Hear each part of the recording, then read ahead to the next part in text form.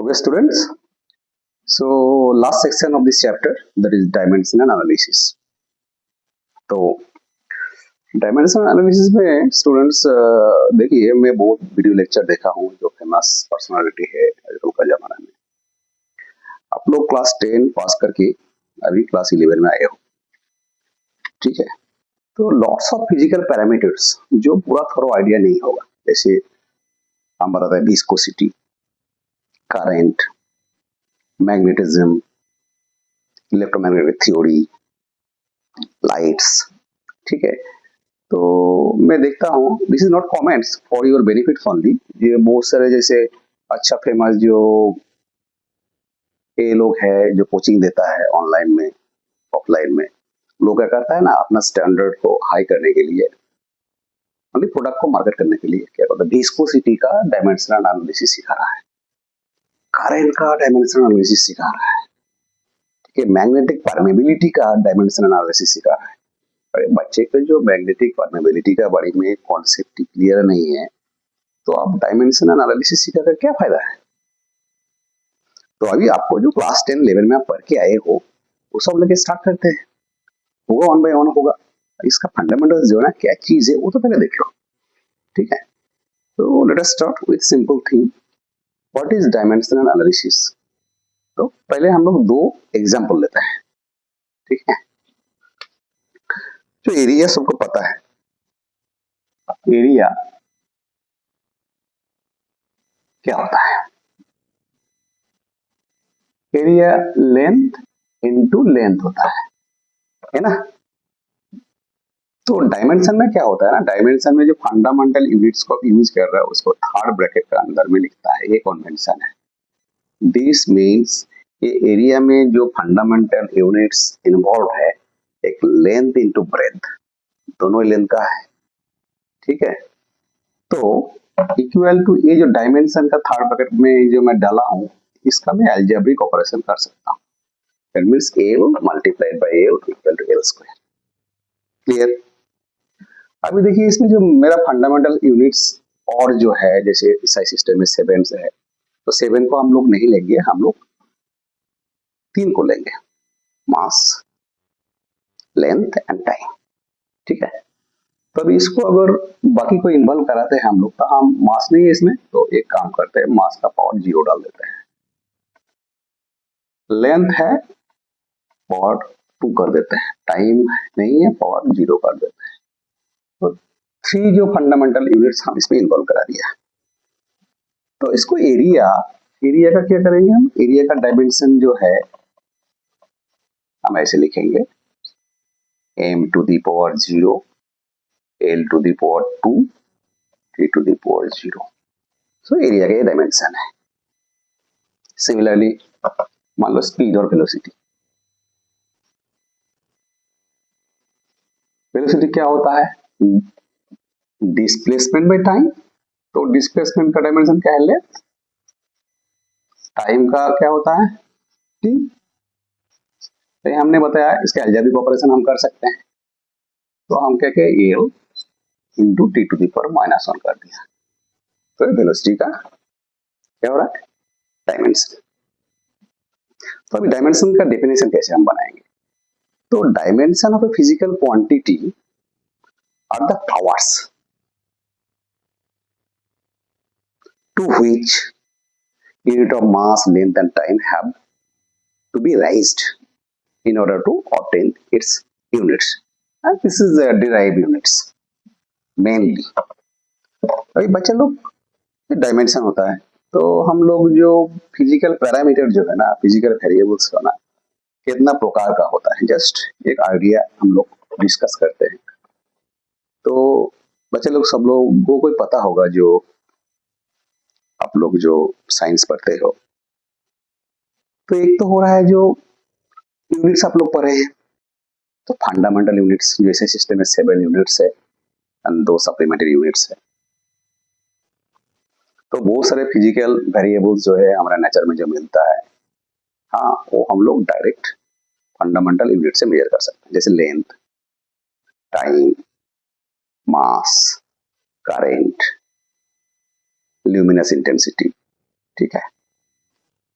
And बाकी जितना सारे वेरिएबल्स फिजिकल फिनोमेना है, पैरामीटर्स जो हम लोग स्टडी करेंगे, उनमें से 100 डिराइव यूनिट्स होगा। मतलब फंडामेंटल यूनिट्स को यूज करके एक कंपोजिट यूनिट बनाया जिसमें फंडामेंटल यूनिट्स रहेगा। और थर्ड टाइप का क्या होता है, कांस्टेंट होता है, हाँ, जो न्यूमेरिकल डाटा होता है, ठीक है। एंड ऐसे भी आपको मिलेगा कुछ कुछ वेरिएबल्स है जिसका डायमेंशन नहीं है बट इट इज वेरिएबल्स, वो भी हम लोग बात करेंगे इसका, ठीक है। तो स्टेप बाय स्टेप हम लोग चलते हैं। तो डायमेंशनल एनालिसिस इसका जो अलजेब्रा है, इसका कुछ कुछ रूल्स है। जो इक्वेशन, जो डायमेंशनल एनालिसिस का इक्वेशन बनाओगे, वो इक्वेशन डायमेंशनली होमोजेनियस होना चाहिए। इसको प्रिंसिपल ऑफ होमोजेनिटी बोलते हैं। तो क्या है, मान लीजिए एक डिस्टिल वाटर का पॉन्ड है, तो आप पॉन्ड का कोई भी जगह से पानी उठा लो, सब एक ही दिखेगा, ठीक है, सब पानी है, उसमें कुछ है नहीं। मतलब जो डायमेंशनल इक्वेशन है, कोई एक इक्वेशन है, अलजेब्रिक इक्वेशन है, उसमें मोर देन वन अगर टर्म होगा, तो इंडिविजुअल टर्म का डायमेंशन सब सेम होने का है। दैट मीन्स मान लीजिए कोई लेंथ लेके आप इक्वेशन बनाया, तो आप लेंथ का साथ लेंथ ही ऐड कर सकते हो, लेंथ का साथ तो मास नहीं कर सकते हो। तो एवरी टर्म वो इक्वेशन में सबका डायमेंशन लेंथ होने का होगा, ठीक है। तो कोई भी पैरामीटर, मान लीजिए वेलोसिटी लेके काम कर रहे हो, इसमें 2-3 टर्म है, तो इंडिविजुअल टर्म का जो डायमेंशन है वेलोसिटी होने का है। इसको प्रिंसिपल ऑफ होमोजेनिटी बोलते हैं, ठीक है। ओके, सो स्टूडेंट्स, सो डायमेंशनल इक्वेशन क्या होता है?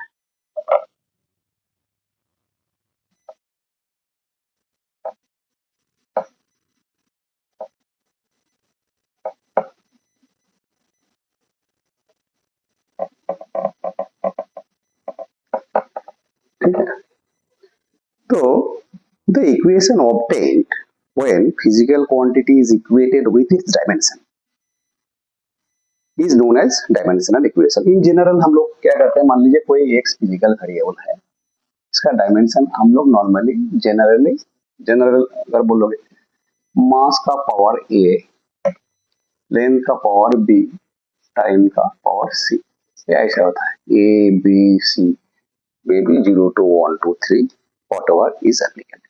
Okay, clear? Good.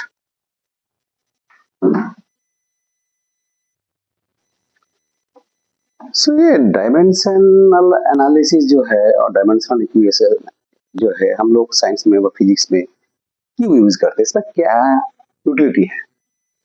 ये कोई भी इक्वेशन का जो है ना, correctness of the physical equation हम लोग चेक कर सकते हैं। मान लीजिए आप कोई इक्वेशन बनाया जो आपको पता है, जो इसका कोई रिजल्ट जो है ना, कोई एक वेरिएबल होने वाला है, जैसे मान लीजिए लेंथ, तो उसका लास्ट रिजल्ट का डायमेंशन लेंथ होने का है। अभी क्या है ना, कुछ इक्वेशन आप डिराइव कर सकते हो, हाँ, डिफरेंट फिजिकल क्वांटिटी जिसमें इन्वॉल्व है। हम लोग दो एक एग्जांपल पेंसियर में दिया हुआ है, जैसे पेंडुलम का टाइम पीरियड लेके कुछ दिया हुआ है, हाँ, वो सब बात करेंगे। एंड ये वेरी सिंपल है, आप खुद भी कर सकते हो। तो my purpose of this lecture और objective is to how to crack the competitive examination, how to develop the derivation, how to remember the derivation. आपको जॉब चाहिए, आप कैसे उसको खुद बना सकते हो, ये सब हम लोग स्किल डेवलप करेंगे। और कहाँ यूज कर सकता है डायमेंशनल एनालिसिस? आप वन सिस्टम ऑफ यूनिट से अदर सिस्टम ऑफ यूनिट से कन्वर्ट कर सकते हो, and this is very useful, ठीक है। गुड।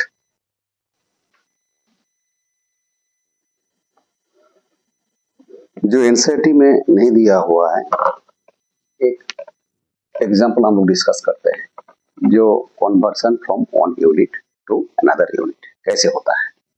देखो, कोई भी फिजिकल वेरिएबल हम लोग पहले एक लेक्चर में बताया था, जो physical variable x is equal to उसका न्यूमेरिकल डाटा इनटू इसका यूनिट, ठीक है, ये होता है।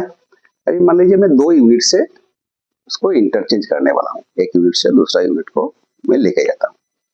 तो ये फर्स्ट यूनिट में मान लो इसका जो डाटा है वो ए नॉन है, और इसको डायमेंशन है m to the power a, l to the power b and t to the power c। ठीक है, एंड इसका भी यूनिट भी अलग अलग होगा। सेकेंड सिस्टम ऑफ यूनिट्स में इसका तो डायमेंशन मास का तो मास ही रहेगा, लेकिन यूनिट अलग होगा, m to the power a to the power b और c। ठीक है, तो हमको n2 को निकालना है, मेरे को a पता है, n2 उसका डाटा क्या आने वाला है, तो n2 equal to simple a कर दो, और इधर क्या था a नॉन तो था ही। ठीक है, आगे क्या होगा, ब्रैकेट को कवर कर लेते हैं पूरा, तो a on to the power a, a on to the power b, t on to the power c divide by m2 a, l2 to the power b, t2 to the power c, bracket close कर दो। ठीक है, इसको ऐसे भी लिख सकते हैं हम लोग, a नॉन इनटू मास वाला को ले m1 बाय m2, ठीक है, whole to the power a, l1 by l2 b, t1 by t2 whole to the power c। तो ये इक्वेशन को लेके हम लोग लॉट्स ऑफ एग्जांपल करेंगे, इसमें कुछ कुछ conceptual and tricky question AIIMS JEE NEET में पहले से आ चुका है, विल डिस्कस।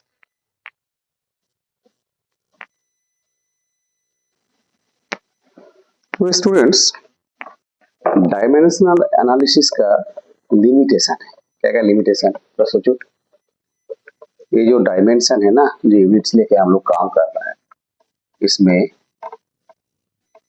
हम लोग जो इक्वेशन इस्तेमाल करते हैं, तो लिमिटेशन क्या होता है, एक तो डायरेक्ट दिख रहा है कांस्टेंट, कांस्टेंट अगर कोई इक्वेशन में है तो इसका बारे में ये साइलेंट है, कुछ बोल नहीं पता है। दूसरा, मान लो कंपोजिट इक्वेशन, जो distance covered is equal to u t plus half a t square, आप लोग पढ़ोगे, इसमें क्या है ना, total distance covered equal to initial velocity into time तो half into acceleration into time square. इसमें देखो इस टाइप का डेरिवेशन आप बना नहीं पाओगे डायमेंशन एनालिसिस, ठीक है, इसमें क्लास दिया हुआ है, जो मल्टीप्लिकेशन है उसमें आप कर सकते हो। 3 आ रहा है, इसमें तो मल्टीप्लिकेशन टाइप का है,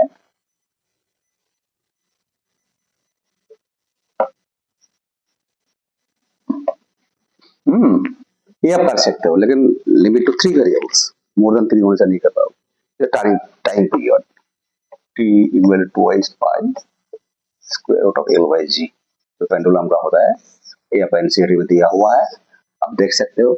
ठीक है, वेरी इजी है, तो ये सब में टच नहीं करेंगे। ठीक है, उसका बाद बहुत सारी जगह में देखोगे फिजिकल वेरिएबल अलग अलग है, लेकिन डायमेंशन सेम है। जैसे क्या प्रेशर है, मॉड्यूलस ऑफ इलास्टिसिटी है, मोमेंटम है, इंपल्स है, सबका डायमेंशन एक ही है, but all are different. Same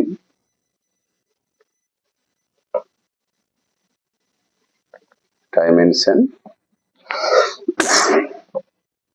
of different variables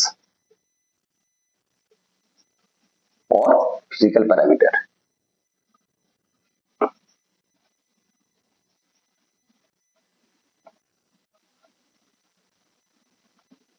ठीक है, फिफ्थ है कोई ट्रिगोनोमेट्रिक फंक्शन है,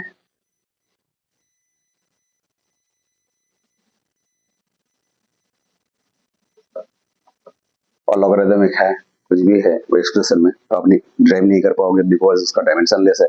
ठीक है, ट्रिगोनोमेट्रिक और रेशियोज तो अगर हम करो डाटा नंबर्स, तो ये सब लिमिटेशन है। स्टूडेंट्स आप वीडियो लेक्चर में देखोगे, स्टैंडर्ड गीता में देखोगे, there are lots of dimension जो दिया हुआ है, viscosity, permeability, current, health and बहुत कुछ। तो ये सब करने का जरूरत नहीं है, ये सब क्वेश्चन तो आता नहीं है। बट ये जो डायमेंशनल एनालिसिस लेके जो ट्रिक होता है ना, वो ट्रिक को यूज करके हम लोग प्रॉब्लम सॉल्व करेंगे, एंड उस टाइम में आपको दिखा देंगे जो कोई फॉर्मूला याद करने का जरूरत नहीं है। अगर कोई फॉर्मूला का रिक्वायरमेंट है तो आप उधर ही खुद बना लोगे, क्योंकि आजकल जो है ना, देखो दिस इज द कंपटीशन। जो बॉडी जो है, जो सिलेक्टिंग बॉडी जो है, वो लोग क्या करता है, टैलेंट ढूंढता है। कई जगह में क्या होगा ना, कोई फॉर्मूला आप पहले डिराइव कर चुके हो, फिर फॉर्मूला का आधा इस्तेमाल होता है, नहीं तो लास्ट वाला इस्तेमाल होता है, तो डिफरेंट चैप्टर्स का कॉन्सेप्ट लेके क्वेश्चन बना देता है। ठीक है, ये सब करता है।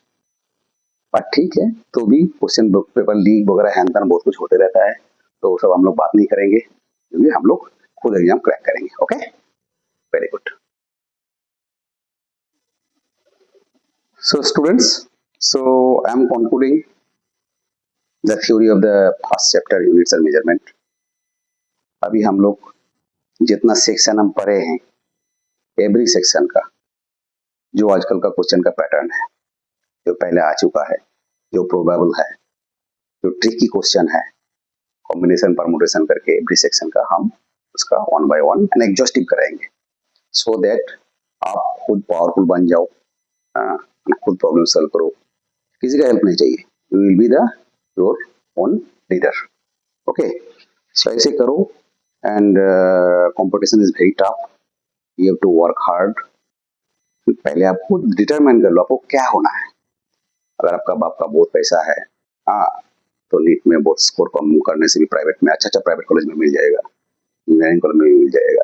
ठीक है, बट जो IITs है, गवर्नमेंट मेडिकल कॉलेजेस जो है, दे आर प्रेस्टिजियस। ठीक है, तो गवर्नमेंट फंडेड होता है, आपको पैसा भी नहीं लाएगा। ठीक है, सो दुनिया is very competitive, you are very powerful. आपका कितना पावर है आपको खुद ही पता नहीं है। ठीक है, जो एग्जाम्पल दिया था मैं एक, जो बच्चा ने 14 साल का बच्चा को उठा लिया, कैसे? बिकॉज उसको पता ही नहीं था उसका अंदर में कितना पावर है, एंड वो कर सका इसलिए बिकॉज कोई बोलने वाला नहीं था, आप कर नहीं पाओगे। तो जो नेगेटिव पीपल है, अरे बोलता है IIT टफ है, नीट टफ है, अरे टफ इसलिए है बिकॉज वो बोल रहा है, उसके लिए टफ है, आपके लिए क्या आपको खुद पता नहीं है, आप ट्राई तो करो, देखो, it's very easy. But mentally आपको बहुत स्टेबल होना आता है, वो हैट्स एनवायरमेंट, वेदर बोलो, एक्सटर्नल साउंड बोलो, मेंटल प्रेशर बोलो, आपको सस्टेन करना पड़ेगा। So be rough and tough, game खेलो, फुटबॉल खेलो, क्रिकेट खेलो, बारिश में भीगो, बॉडी को टाइट करो, इम्यूनिटी पावर बढ़ाओ, एंड बी एक ह्यूमन मशीन। ठीक है, intelligent human machine, you can crack everything. Okay, thanks for today. Okay, so we will go to the tricky problem, and this is my target. Okay, not to pass the board examination because that is not so difficult. And और एक चीज जो है, आपका NCERT में जो example दिया हुआ है ना, उसको आप खुद करो। अगर नहीं कर पाते तो देख लो, देख फिर करो, तो भी नहीं कर पाते तो फिर देखो, ट्राई करो जब तक खुद नहीं कर पाते हो। लेकिन जब करोगे ना, डोंट सी द एक्सप्लेनेशन और कैसे की है, एक बार देख सकते हो, ये तो विदाउट सीइंग कर सकते हो, लेकिन बीच में आपको देखना नहीं है। मिस्टेक करो, गलती करोगे तो अभी आप सीखोगे, गलती नहीं करोगे तो आप सीख नहीं पाओगे। आपका गलती होता है, आप घबरा मत, गलती सबका होता है, दुनिया में जितना बड़ा बड़ा आदमी है सबका होता है। गलती को रिपीट नहीं करना है, करेक्शन करना है, जो मिस्टेक करना है मिनिमम करना है। ठीक है, सो ऑल द बेस्ट।